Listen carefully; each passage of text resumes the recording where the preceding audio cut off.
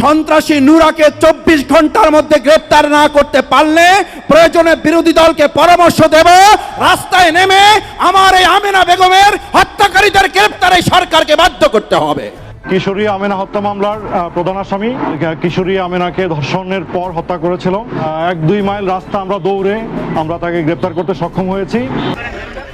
নরসিংদীর মাধবদীতে তরুণীকে সংঘবদ্ধ ধর্ষণ ও হত্যার ঘটনায় দেশজুড়ে চলছে তোলপাড়। আইনশৃঙ্খলা বাহিনীর অভিযানে এর মধ্যে গ্রেফতার হয়েছে 5 জন। গ্রেফতারকৃত ইউনিয়ন বিএনপির সহসভাপতি ও সাবেক মেম্বার আহমদ আলী দেওয়ান, তার ছেলে ইমরান, মূল অভিযুক্ত নুরার চাচাতো ভাই আইয়ুব, সহযোগী আবেদুল্লাহ ও গাফফরকে দুপুরে মাধবদী আমলি আদালতে নেওয়া হয়। 10 দিনের রিমান্ড আবেদন করে পুলিশ। 1 মার্চ শুনানির দিন ধার্য করে আসামিদের কারাগারে পাঠানোর নির্দেশ দেয় বিচারক। আমার এই কথা আমি খালি বিচারে চাই, আমি আর কোনো আর কিছু চাই না, আমি বিচারে চাই। আল্লাহকে যারা এই কাজ করছে যারা করে নাই যে ইয়ে করছে নাকি সবাই যারা বুঝতেছে মুখের হাসি কায়দা নিল। মুখের হাসি কায়দা নিল। মন টন একদম খারাপ হয়ে গেছে জানেন, কারণ নরসিংদীর এই ঘটনাটা মেনে নিতে কষ্ট হচ্ছে। এই যে নরসিংদীতে দাঁড়ায় বলছিল পাপের কারণে ভূমিকম্প হয়, তাহলে নরসিংদীর মধ্যেই এমন একটা পাপ হইল যে পাপের কারণে আজকে ভূমিকম্প হয়েছে। এটাই তো লজিক। এত বড় নিষ্ঠুর কাজ আমার মনে হয় আমি 2-4-5 বছরে আর চোখে পড়ে নাই। 5 জনে মিলা একটা 15 বছরের মেয়েকে, আহারে আহারে মানুষ, রোজার মাস, সংযমের মাসে, অন্য মাসে কি হবে একবার কল্পনা করেন তো। এই রেপটা কিন্তু আরেকবার হয়েছে। এই মেয়েটা একা একা সন্ধ্যার বাসায় ফিরতেছিল, তাকে ধইরা নিয়ে রেপ করছে। তারপরে আবার এই সেকেন্ড টাইম বাপের কাছ থেকে কাইরা নিয়ে রেপ কইরা মাইরা ফেলাইছে। কত বড় নিষ্ঠুর ঘটনা। এই নিষ্ঠুর ঘটনার জন্য, এত বড় পাপের জন্য ভূমিকম্প তো হইতেই পারে, তাই না? লজিক আছে কথার মধ্যে। কিন্তু সময়টা কাদের হাতে? সময়টা তো ওনাদের হাতে, যারা বলছিল পাপের কারণে এই দেশে ভূমিকম্প হয়। তার মানে ওনারা তো পাপটা রুইখা দিবে। এখন পাপটা যদি না রুইখা দিতে পারে, এই ভূমিকম্প যদি আবার হয়, চরম আকার ধারণ করে, তাহলে তো পুরো বাংলাদেশই শেষ হয়ে যাবে ভাই। রাষ্ট্রপতি হলো আওয়ামী লীগের, প্রধানমন্ত্রী বিএনপির, আর বিরোধী দল হলো জামাতের।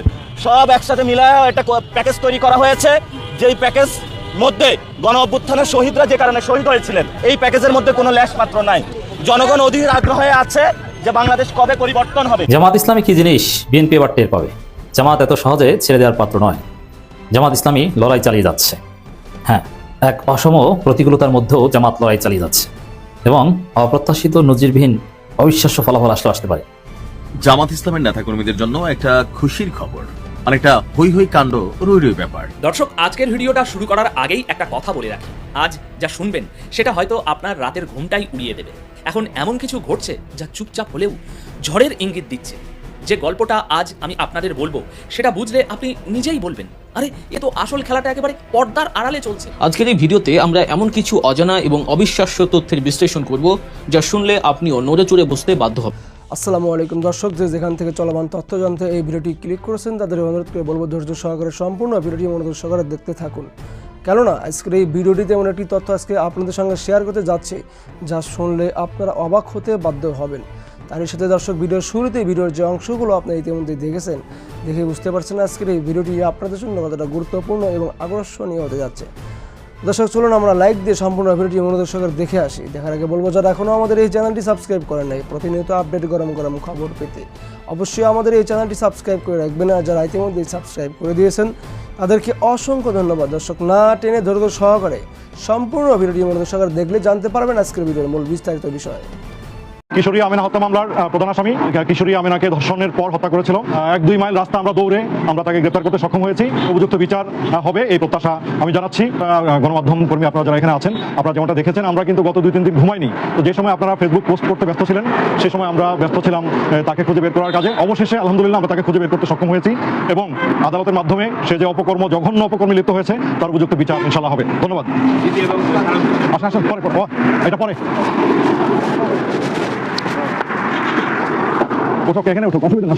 মুখের হাসি কায়দা নিল। মুখের হাসি কায়দা নিল।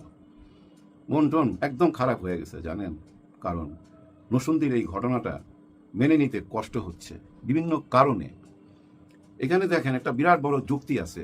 এই নরসিংদীতে দাঁড়ায়া এমন কথা বলা হয়েছিল যে দেশে পাপ বাইরা গেছে, অত্যাচার বাইরা গেছে, জুলুম বাইরা গেছে, যার জন্য ভূমিকম্প হয়েছে।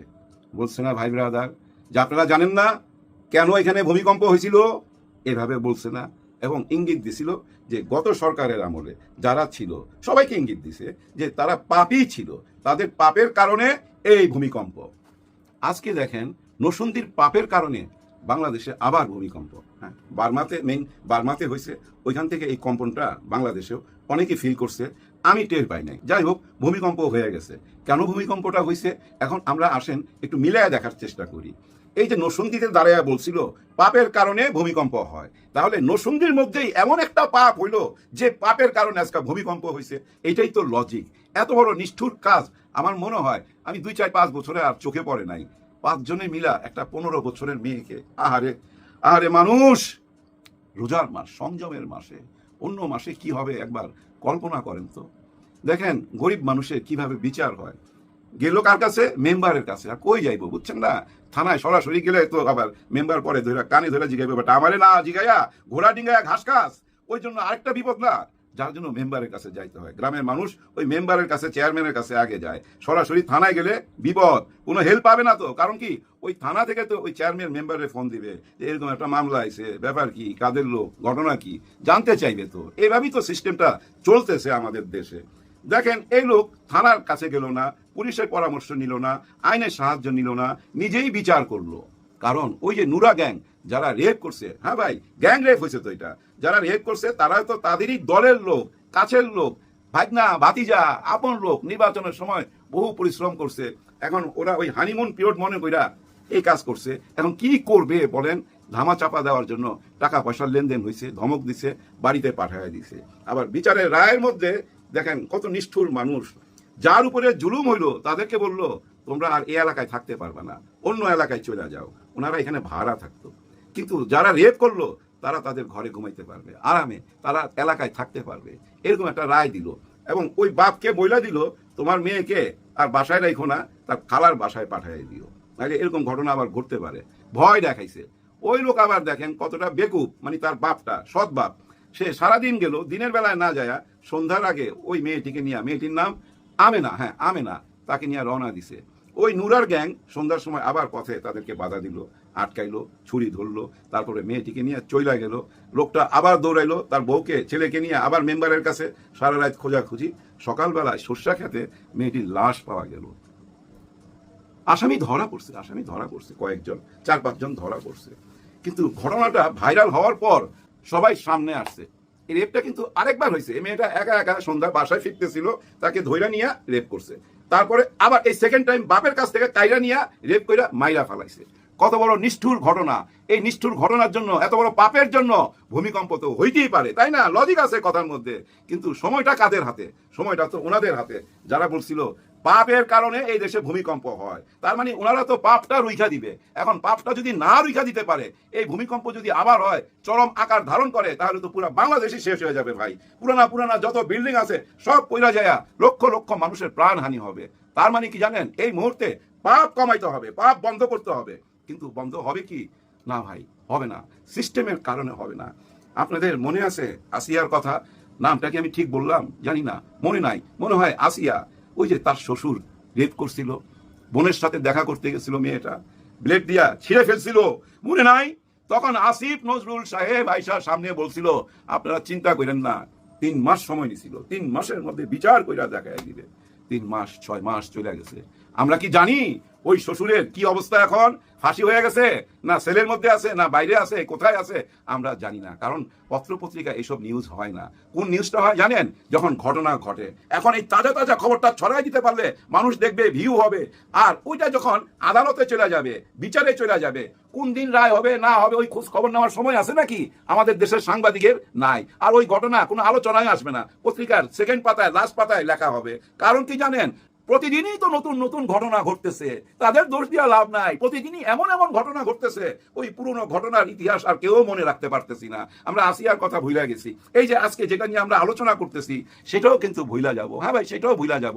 কারণ এই আদালতে যাওয়ার পর এখানে আইনের ফাঁক টাক দিয়া দেখবেন একদিন এরও বাইর হয়ে যাবে। আমরা কেউ জানুম না, টেরও পাবো না ঠিক যেমন ভাবে টের পাচ্ছে না জালিমরা যারা জুলুম করতেছে, কারণ তারা তো দেখতেছে দূর, ও খালি ধরার সময় তো দেখি, তারপরে জেলে যায়, আর জেলে খোঁজ খবর নিয়ে দেখছে বাইরের থেকে ওইখানেই ভালো থাকা যায় যদি মাল পানি থাকে। হ্যাঁ ভাই, দল তো সাপ্লাই দেয়, তার দলের কর্মী আটকা পড়ছে জেলে, ওই নেতারা টাকা সাপ্লাই দেয়, ওই টাকা দিয়ে ওইখানে রাজত্ব করে। তার মানে তারা দেখছে যে যদি ধরাও পড়ি আগাম কইরা ওই জেলে নিয়ে যাইবো, জেলে গেলে ওইখানে টাকা পয়সা দিয়ে কিছুদিন থাকুন ভালো, আবার বাইরে চলে আসুন, আইসা আবার ওই আকামটা করুন। আপনাদের মনে আছে ওই যে আমাদের হাদিকে কারা মারলো, আমাদের হাদিকে কে মারলো?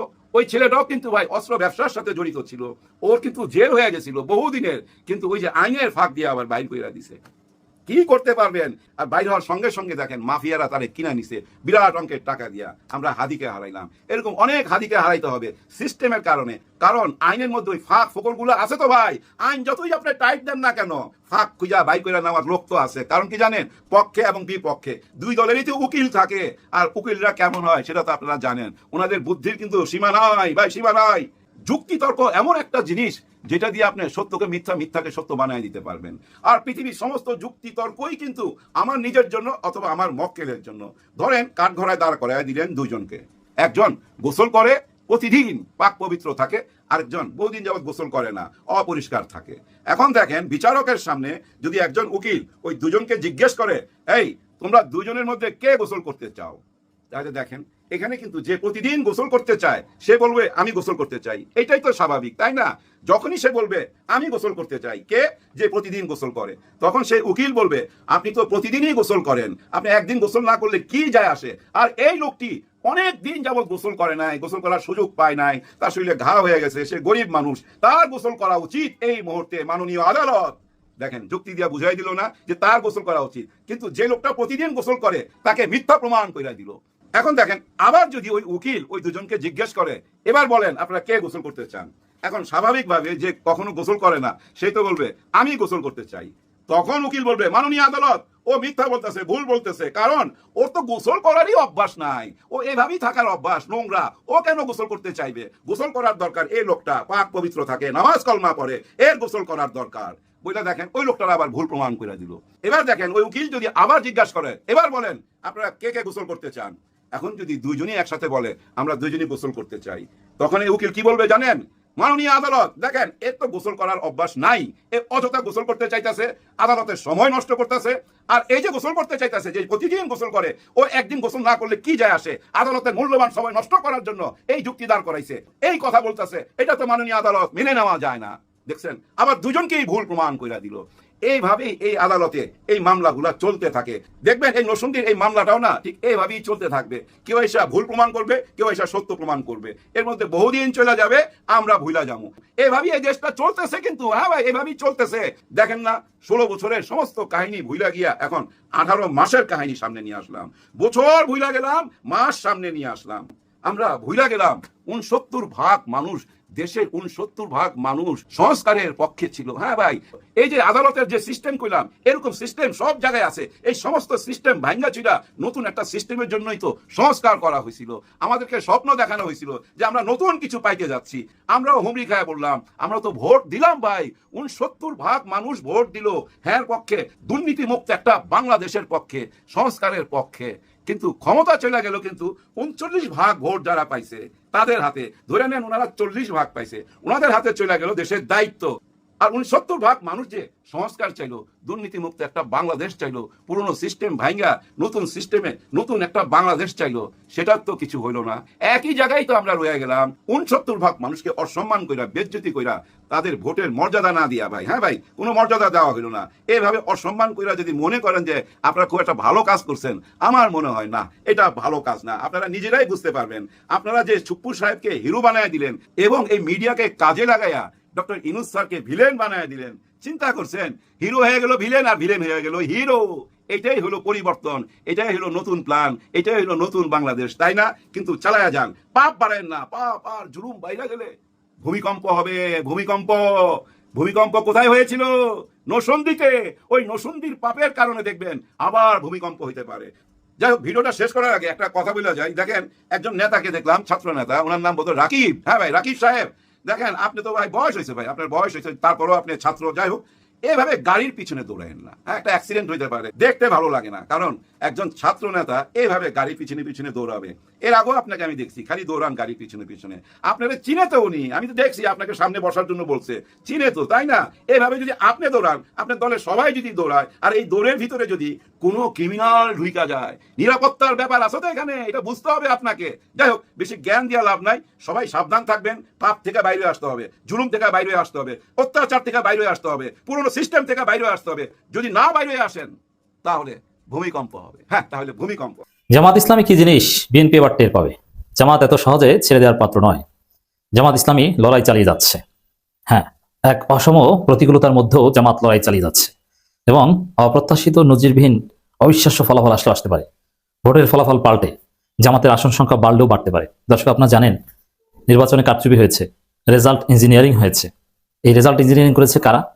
বিএনপি, ভারত, যুক্তরাষ্ট্র, ডিপ স্টেট, একটা নেক্সাস। এর বিরুদ্ধে লড়াই করা অত্যন্ত কঠিন। বাংলাদেশের ইতিহাসে অসংখ্যবার রেজাল্ট ইঞ্জিনিয়ারিং হয়েছে, কিন্তু সেই ইঞ্জিনিয়ার্ড ফলাফল পাল্টে সঠিক ফলাফল বের করা, এটার নজির খুব কম। তবে দু একটা ঘটনা আছে। ইউনিয়ন পরিষদ চেয়ারম্যান নির্বাচন কিংবা মেম্বার নির্বাচন, এগুলোর ক্ষেত্রে কিছু কিছু ক্ষেত্রে দেখা যায় যে 2 বছর পর, 2.5 বছর পর, এমনকি 5 বছর পর হলেও সঠিক ফলাফল কোর্টের রায়ের মাধ্যমে এসেছে। তো জামাত এখন সেই পথে হাঁটছে। আপনারা জানেন যে ভয়াবহ রেজাল্ট ইঞ্জিনিয়ারিং হয়েছে, বিশেষ করে ঢাকার বেশ কয়েকটা আসনে। এটা একদম ওপেন সিক্রেট বিষয় যে কিভাবে রেজাল্ট ইঞ্জিনিয়ারিং হয়েছে, ফলাফল পাল্টে দেওয়া হয়েছে, বিএনপি প্রার্থীদেরকে জিতিয়ে দেওয়া হয়েছে, অল্প ব্যবধানে জামাত প্রার্থীদের হারিয়ে দেওয়া হয়েছে। এবং জামাত এক্ষেত্রে অনেকটা অসহায় ছিল, প্রতিবাদ করার সুযোগ ছিল না। কারণ এমন সময় ফলাফল ঘোষণা বন্ধ করে দিয়ে ইঞ্জিনিয়ারিং করা হয়েছে যে সময় জামাতের সামনে ডিপ স্টেট, পিছনে ভারত, যুক্তরাষ্ট্র, ডানে মিডিয়া, বামে অশুভ শক্তি। কিছু করার ছিল না এবং তড়িঘড়ি করে নির্বাচন কমিশন গেজেট প্রকাশ করে দিয়েছে। কোনো আপত্তি জানানোর সুযোগ তারা রাখেনি। কিন্তু জামাত দমে যাওয়ার পাত্র নয়। বৃহত্তর স্বার্থে ফলাফল মেনে নিয়েছে, আর আইনি লড়াই জামাত চালিয়ে যাচ্ছে। কোর্টে মামলা করেছে জামাত, যার ফল 3 আসনের ব্যালট পেপার, রেজাল্ট শিট সহ সব নথি হেফাজতে নেওয়ার নির্দেশ এটা কোর্ট দিয়েছে।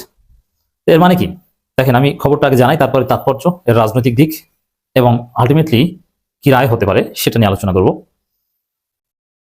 ত্রয়োদশ জাতীয় সংসদ নির্বাচনের 3টি আসনে কারচুপির অভিযোগ তুলে হাইকোর্টে আবেদন করেছে বাংলাদেশ জামাত ইসলামী। আসনগুলো হলো ঢাকা 6, 7 ও গাইবান্ধা 4। ঢাকা 7 আসনে নিশ্চিত জামাত প্রার্থীকে হারিয়ে দেওয়া হয়েছে, এটা আমরা জানি। জামাতের প্রার্থী জিতেছে। এখন প্রশ্ন করতে পারেন যে জামাত কি তাহলে এই শুধু 3টা আসনের জন্য মামলা করেছে? জামাত তো প্রথমে 30টা, তারপরে 32টা বলেছিল যে এই 32টা আসনে রেজাল্ট ইঞ্জিনিয়ারিং করা হয়েছে এবং জামাত এটা ডকুমেন্টেশন করেছে। উত্তর হচ্ছে যে না, জামাত 32টা আসনেই রেজাল্ট ইঞ্জিনিয়ারিং হয়েছে বলে প্রমাণ পেয়েছে, কিন্তু সে প্রমাণগুলো একত্র করে কোর্টে মামলাযোগ্য সবগুলো করতে পারেনি।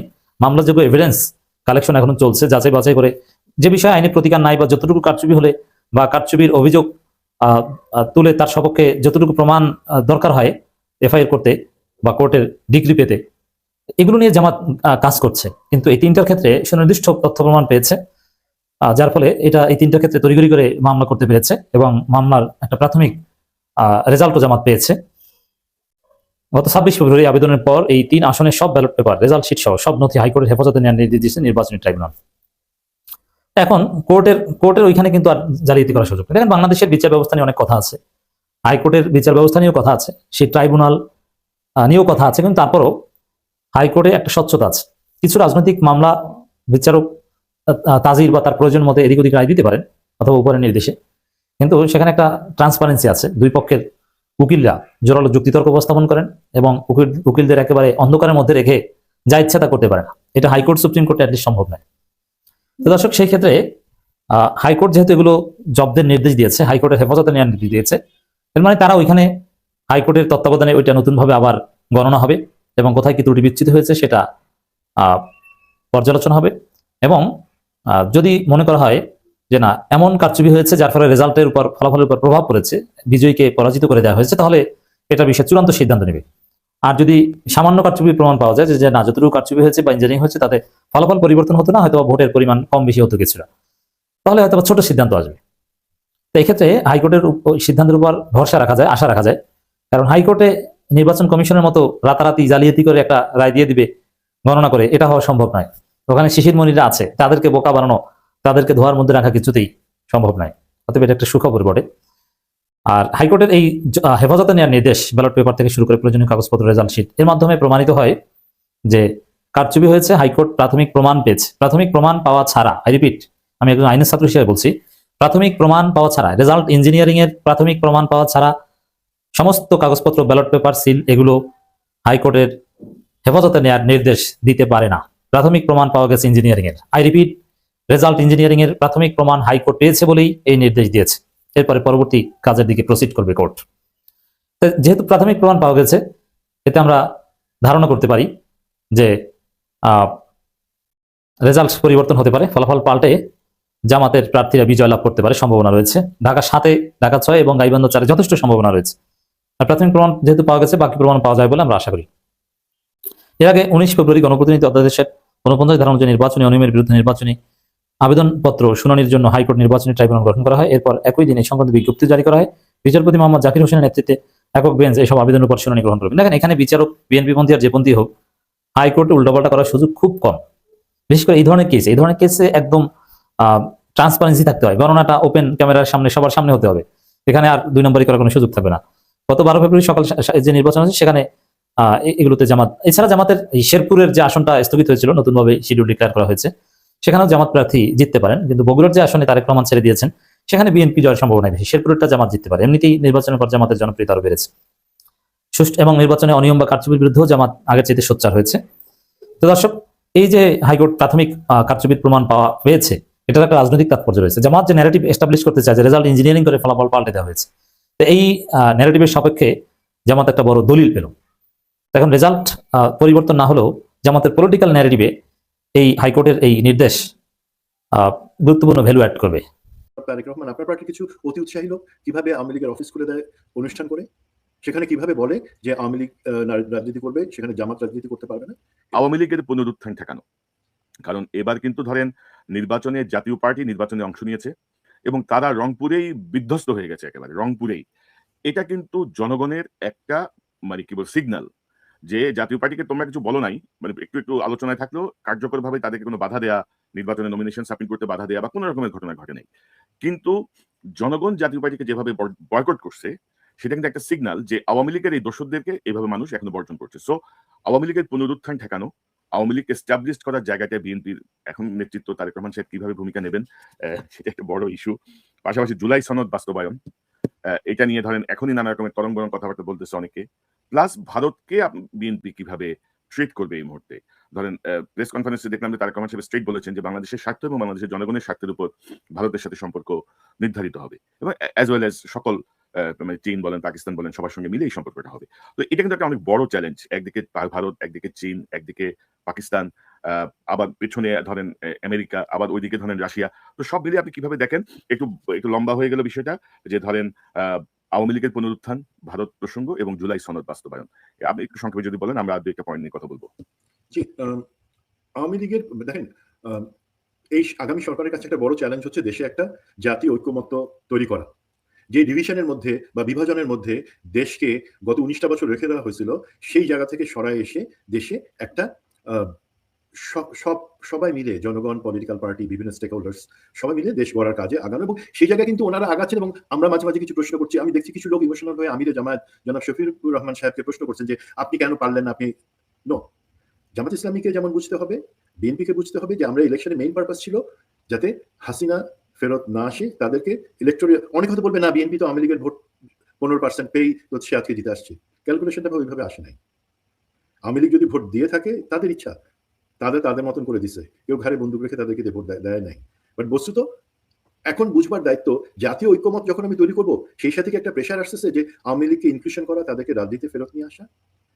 দেখেন আওয়ামী লীগের কত পার্সেন্ট ভোট কোন পার্টি দেখেছে তার থেকে ইম্পর্টেন্ট হলো বিএনপির কিন্তু আমাদের যে 40% ভোটার যারা আছেন, তারা সভাপতি সবসময় ভারত বিরোধিতার জায়গা থেকে তাদের ভোটটা দেন এবং সেটা নির্বাচনে সবসময় বিএনপির পক্ষেই আসে।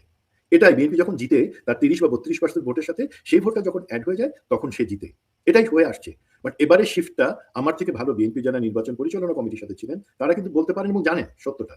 এবারে এই যে সাইলেন্ট ভোটার্স, যারা কোনো পার্টির লাইনে কখনো ভোট দেন না, তারা দেখেন, বাট তাদের একটাই লাইন, সেটা হচ্ছে ভারত আমাদের দখলদারিত্ব করবে না আমাদের উপরে। সে ভোটটা মেজরিটি কিন্তু জামাত এনসিপির যে জোট সেখানে গেছে। সেই কারণেই 10% থেকে তাদের ভোটটা 43% আসছে। এটা অস্বীকার করার কোনো উপায় নেই। তার মানে বৃহত্তর জনগোষ্ঠী তারা আওয়ামী লীগকে আর চায় না। আওয়ামী লীগের রাজনীতি এবং অফিসিয়ালি কিন্তু আওয়ামী লীগের রাজনীতি বন্ধ আইনের মাধ্যমে। সেখানে আপনার পার্টি জনাব তারেক রহমান, আপনার পার্টি কিছু অতি উৎসাহী লোক কিভাবে আওয়ামী লীগের অফিস করে দেয়, অনুষ্ঠান করে, সেখানে কিভাবে বলে যে আওয়ামী লীগ রাজনীতি করবে, সেখানে জামাত রাজনীতি করতে পারবে না। এগুলো ভয়ঙ্কর কথা। আমি জানি এগুলো আপনার পার্টি লাইনে বা আপনার দর্শন না, বাট এগুলো প্রথম থেকে চাপা দিতে হবে। বাট আওয়ামী লীগ ফেরত আসবে কি আসবে না, এটা যেমন আমাদের রাজনৈতিক দলগুলোর একটা সদিচ্ছা এবং ঐক্যমতের ভিত্তিতে হবে এবং হয়েছে, যেমন জাতীয় পার্টি বিলীন হয়ে গেছে, এই ক্ষেত্রে কিন্তু আওয়ামী লীগের ক্ষেত্রে জিনিসটা এত সোজা না। ভারতের প্রেসারে জিনিসটা আছে। সুতরাং ভারতের জিনিসটা আসি, উনি যথার্থ বলেছেন যে বাংলাদেশের স্বার্থ অনুযায়ী আমরা আমাদের ফরেন পলিসি বা ভারতের সাথে আমাদের নীতি কি হবে সেটা দেখব। সুপ্রিয় দর্শক, আশা করি সম্পূর্ণ ভিডিওটি মনোযোগ সহকারে দেখলেন এবং সবগুলো ভিডিওর বিস্তারিত আলোচনা মনোযোগ সহকারে শুনলেন। তো দর্শক, এই ভিডিওটি দেখে কি জানলেন? আপনার গুরুত্বপূর্ণ মতামতটা আমাদের কমেন্ট বক্সে অবশ্যই জানিয়ে যাবেন। আর এরকম প্রতিনিয়ত আপডেট গরম গরম খবর পেতে অবশ্যই আমাদের এই চ্যানেলটি সাবস্ক্রাইব করে রাখবেন। আজকের মতো এখানেই বিদায় নিচ্ছি, দেখা হবে নতুন একটা ভিডিওতে।